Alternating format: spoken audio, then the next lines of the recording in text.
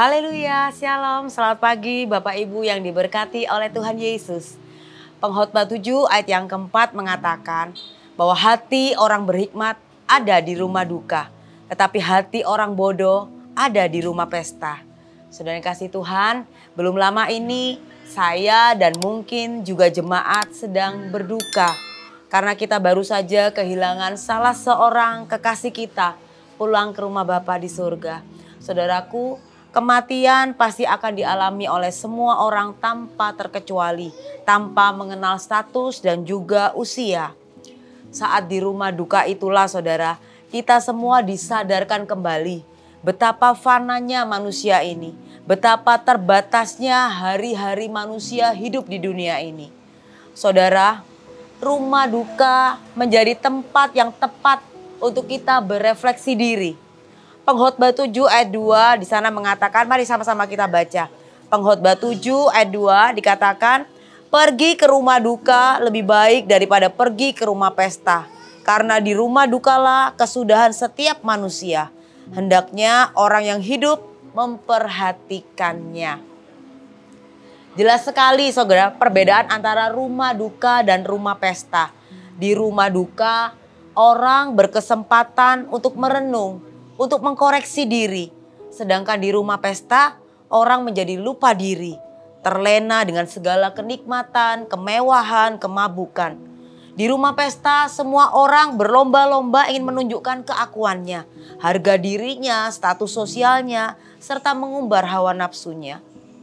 Maka dari itu firman Tuhan mengatakan adalah lebih baik untuk kita pergi ke rumah duka.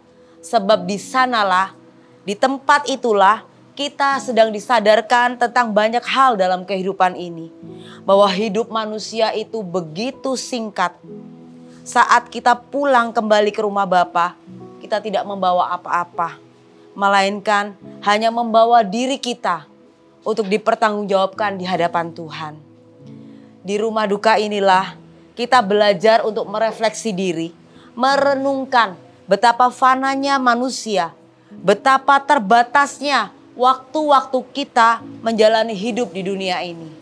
Saudara yang dikasihi Tuhan, selagi kita masih bernafas, jangan pernah sia-siakan kesempatan yang Tuhan beri dalam hidup kita. Untuk kita semakin giat hari ke sehari, semakin giat mengerjakan perkara-perkara rohani dalam hidup kita. Mengumpulkan sebanyak-banyaknya harta di surga. Saudara kasih Tuhan, waktu yang terbatas ini jangan dipergunakan untuk memuaskan keinginan daging. Tetapi marilah seperti yang Filipi 1 ayat 22 katakan, jika aku harus hidup di dunia ini, itu berarti bagiku bekerja memberi buah. Saudara, mari teruslah miliki hidup yang terus berbuah. Semakin hari, semakin manis, semakin berkenan untuk kemuliaannya. Mari saudara, persiapkan diri kita sebaik mungkin. Karena ketika tiba saatnya Tuhan memanggil kita, kita sudah siap.